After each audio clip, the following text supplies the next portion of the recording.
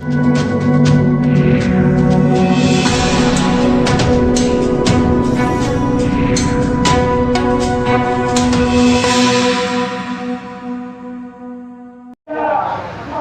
के सिंघू बॉर्डर सहित दिल्ली के 3 और बॉर्डरों पर किसान आंदोलन करीब 6 महीने से चल रहा है और 7वां महीना अब उसका शुरू हो चुका है, लेकिन केंद्र सरकार की तरफ से कोई भी फैसला किसानों के हित में नहीं आया। इस आंदोलन में करीब 400 से अधिक जो किसान हैं वो शहीद हुए हैं और उनके परिवार हैं, क्या हालात हैं उनके परिवार के, और बात करेंगे क्योंकि एक परिवार है, उस परिवार की एक महिला हमारे साथ है और उनसे बात करेंगे कि किस तरह अब वो आगे की कार्रवाई चाहेंगी और कानून जो है वो रद्द होना चाहिए और सरकार से आगे की क्या मांगे हैं। जी नाम बताइए। श्रीमती रमेश अंतिल। बताइए क्या क्या हुआ आपके साथ? आपके जो पति हैं वो इस आंदोलन का हिस्सा बने थे और वो शहीद हो गए, उसके बाद भी आप अपने बच्चों को लेकर यहाँ पर इस आंदोलन में आए हैं। मैं स्टार्टिंग से ही किसानों के साथ हूँ और 2002 से चंदूनी साहब के साथ हम मिलजुल के काम करते हैं और 3 फरवरी को मेरे पति ने यहाँ अपनी शहीद का दर्जा मिला। 3 फरवरी को वो यहाँ शहीद हो चुके हैं।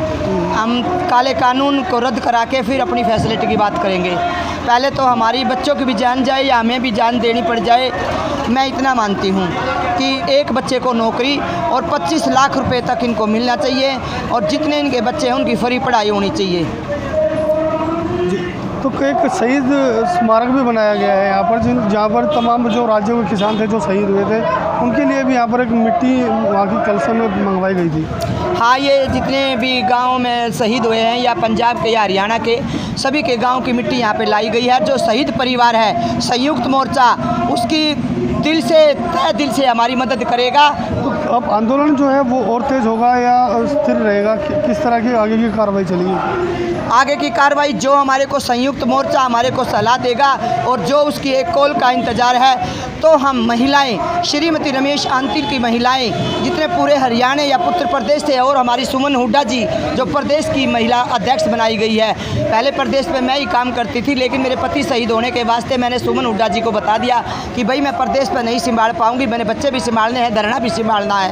सारे काम करके अपनी रोटी पानी बना के अपने बच्चों को साथ लेके हम धरने पर अपना समय व्यतीत कर रहे हैं। जब तक काले कानून रद्द नहीं होंगे और वापस नहीं होंगे तो निहत्थे पीछे हाथ बांध के सारी महिलाएं अपना सीना तान के मोदी साहब से उनको बोलना चाहते हैं। और योगी जो लाठीचार्ज करवाता है और जो बबली ने जो बयान दिया है और जो महिलाओं पर गाली गलौज करी है, बताना चाहती हूँ बबली को, बबली जिस माँ ने तू पैदा किया था वो भी एक औरत थी और हम भी एक औरत है, और जिसको तू गाली देने का काम करता है उन्हीं की वोटों से तूने एमएलए की सीट पाई थी।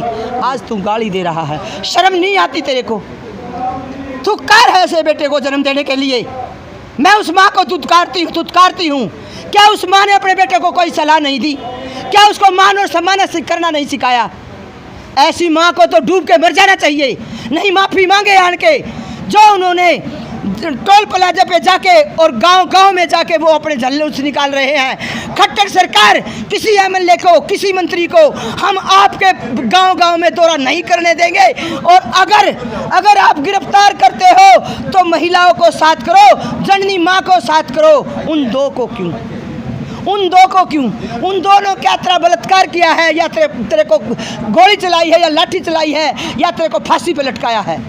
अरे वो निहत्थे थे और हमारे निहत्थे ही किसान रहेंगे पीछे हाथ बांध कर। और जो संयुक्त मोर्चे की आवाज़ और बेल आएगी उसी के कारण अपने संयुक्त मोर्चे की, अपने चंदूनी साहब की हम इज्जत को सलाम करते हैं। और मैं सलाम करती हूँ चंदूनी साहब को। और हमारे पंजाब वाले, माँ 2 बेटे पैदा करती है, माँ 2 बेटे पैदा करती है। उन 2 बेटों में से एक को सही सरहद पे भेजती है और एक को हल चलाने का काम करती है, अन्नदाता, अन्न पुगाने का काम करता है। और ये बार बार सलोनी फोकाड़ बोल रही है कि इन पंजाब वालों को जूते से मारे।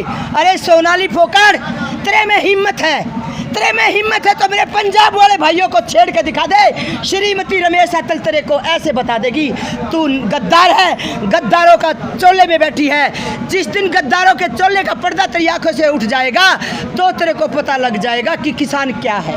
अरे मेरे भोले किसानों को, हम छोटे बड़े 2 भाई हैं। बड़ा भाई पंजाब है, छोटा हरियाणा है। अगर दोनों भाइयों के खिलाफ तूने एक आवाज़ उठाई तो मैं महिला होने के नाते मैं बताना चाहती हूँ तू महिला है और मैं भी महिला हूँ। मैं ज़्यादा तेरे को बदसलूकी नहीं देना चाहती कि मेरा परिवार, मेरा ख़ानदान, मेरी माँ और मेरे बाप मेरे को आदर और मान और सत्कार करना सिखाते हैं। बद्दुआएं नहीं लेते हम तुम्हारी, लेकिन तूने हमारी बद्दुआएं लगेगी। जिस माँ की कोख से तूने पैदा किया है, तेरे को उन्होंने कोई ऐसे विधान नहीं सिखाया या किसानों के बारे में नहीं सिखाया, या तू किसान की बेटी नहीं है। गद्दारों की चोली में जाके तूने चेयरमैनी ली है। चेयरमैनी को थुतकारते हैं हम किसान के बेटे हैं और किसान के रहेंगे अगर एक आवाज़ तूने उठाई। आंदोलन के बारे में क्या कहेंगे?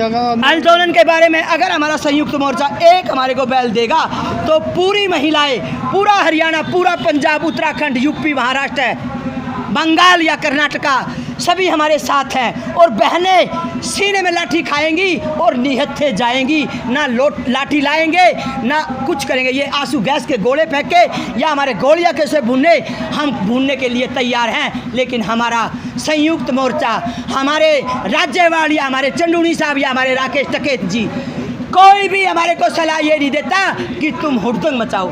हुड़दंग मचाने का काम ये करते हैं हमारे किसानों के बीच में अपने बंदे भेज कर हमारे किसान मोर्चे को बिगाड़ने की कोशिश करते हैं, उसकी इज्जत उछालना चाहते हैं। लेकिन हम किसान हैं,